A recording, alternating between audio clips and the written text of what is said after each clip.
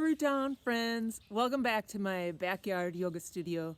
I'm going to do a little practice this morning just about how we can develop qualities that we want more of in our physical yoga practice. So we can use our physical yoga practice to develop the qualities that we want more of when we're not in our yoga practice. So for example, a lot of us practice at Root Down regularly, and in the classes we practice things like calmness and focus and balance. And over time, as you continue to practice those qualities in your physical yoga practice, those qualities start to show up in your life off of your yoga mat. In these days right now, there are a lot of things that I think we all want more of. One of them is control. Like, there's so much that we don't have control over right now, and I think a lot of people are feeling stress over what they do not have any control over. So my thought this morning is just, how can we practice having control in our yoga practice so that we feel less stress over the things that we don't have control over? So what I'm going to try right now is choose some transitions. I'm going to choose some transitions that we do frequently in yoga classes that, I and many people I see do without a lot of control. Like, we do them by flinging, we do them by momentum, we do the transitions with flopping, with gravity. And there is this great opportunity to try to transition with more control. And when we control our physical bodies, we also are practicing control of our minds, because it takes a lot of focus to move through precarious transitions with control. So I'm going to back up so that I can try a few of these transitions. Boots off. Okay, one of these transitions that's challenging for me is to go into Warrior 3, but then from Warrior 3 to standing splits. So I'm going to stand on one foot and just establish balance in a really upright version of Warrior 3 to start, and then I'm just going to be really slow as I start to tip forward. I'm maintaining focus on keeping my hips level, not letting my top hip go up or letting my body flop all over. I'm going to practice having control and awareness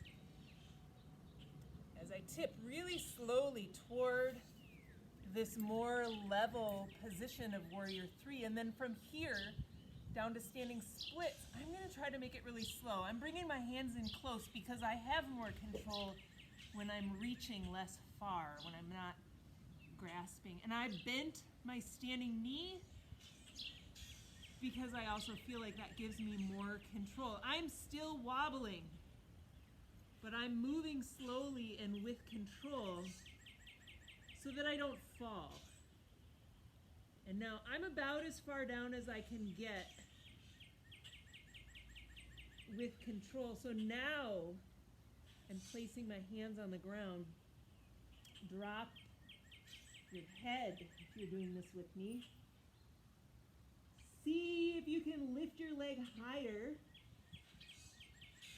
Stay focused and focused on control. Bring one hand towards your ankle. If that went well, bring your other hand towards your ankle. And now here's another chance to practice control. Can you come out slowly? One hand back to the floor or ground, the other hand back down. Start to lift your body up while you still have contact with the ground. The hardest place to have control is here, lifting your hands off the ground. Oh my, to come back up and then return to standing on 2 feet. I feel more grounded.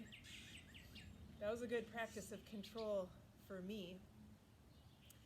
Another transition that I do with momentum, but is a great opportunity to practice with control, is going into half moon, floating half moon. Here's warrior 2, reversed warrior. Floating half moon could happen fast with a push from the back leg.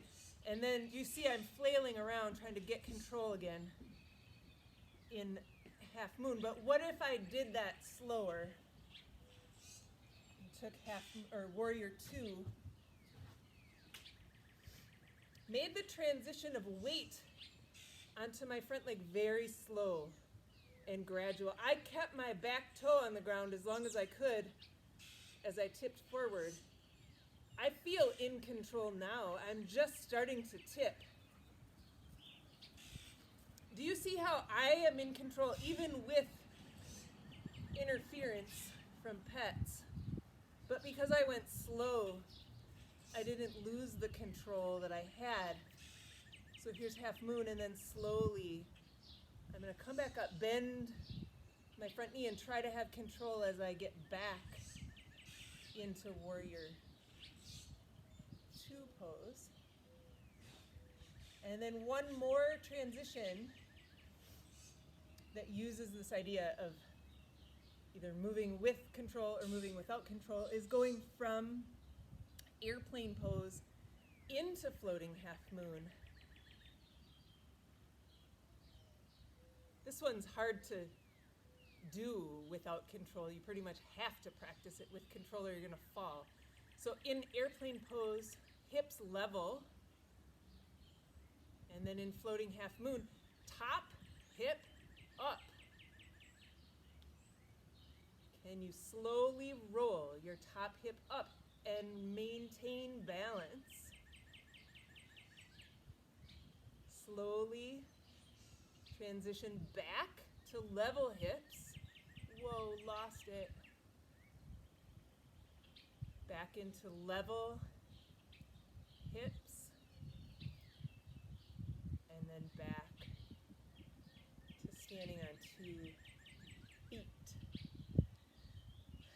Think about what you want more of right now and figure out ways that you can practice those qualities on your yoga mat. I'll keep thinking and I'll keep making more backyard yoga videos for you, but have fun with that. See you soon.